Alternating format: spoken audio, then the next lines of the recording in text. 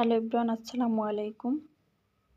দেখতে দেখতে রমজান চলে আসছে, আর এই রমজানে বেগুনি খাবে না এমন মানুষ খুব কমই পাওয়া যায়। যারা মনে করো বেগুনি বানাতে খুব ঝামেলা, আজকের রেসিপিটা শুধু তাদের জন্য। একদম অল্প সময় কি সুন্দর ফুলকো বেগুনি বানিয়ে ফেলেছি আমি। দেখো কিভাবে খুব সহজে দ্রুত বানানো যায় একদম ঝামেলা ছাড়া। চলো দেখা যাক। এখানে আমি দুটো বেগুন নিয়েছি, এটাকে খুব পাতলা পাতলা করে কেটে নিয়েছি।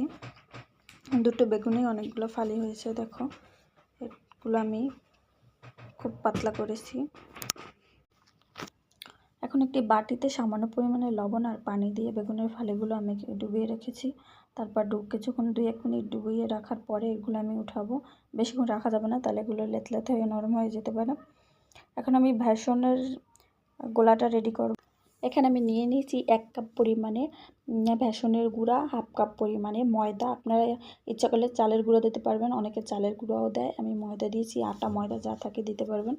এখানে দিয়েছি 1/2 চামচ পরিমাণে বেকিং পাউডার, স্বাদ মতো লবণ, 1 চা চামচ জিরার গুঁড়া, 1 চা চামচ মরিচের গুঁড়া, আর সামান্য পরিমাণে একটু হলুদের গুঁড়া।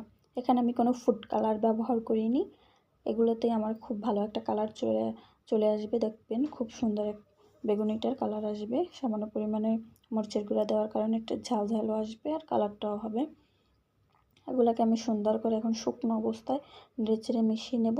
মিশানোর পরে আমি পানিটা দেব। পানিটা অল্প পরিমাণে দিয়ে হালকা করে নাড়তে হবে, একসাথে দেওয়া যাবে না, তাহলে গোলাটা পাতলা হয়ে যেতে পারে।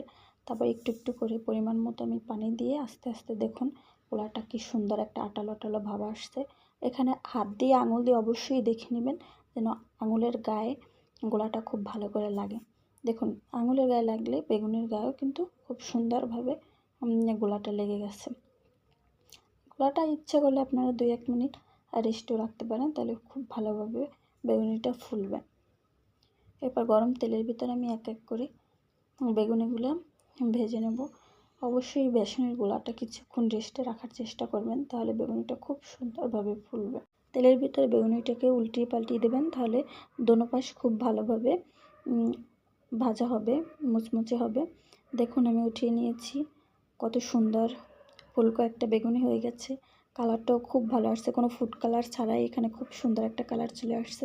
এক এক করে আমি সব বেগুনিগুলো ভেজে নিয়েছি। দেখুন কতটা সফট হয়েছে আর কত সুন্দর করে ফুলেছে। কোনো ফুড কালার বা বিভিন্ন পদের মশলা এবং কর্নফ্লাওয়ার ছাড়াই কত সুন্দর বেগুনিটা হয়ে গেছে হাতের কাছে থাকা মশলা দিয়ে। অবশ্যই ভিডিওটি ভালো লেগে থাকলে লাইক, ফলো, কমেন্ট করে পাশে থাকবেন।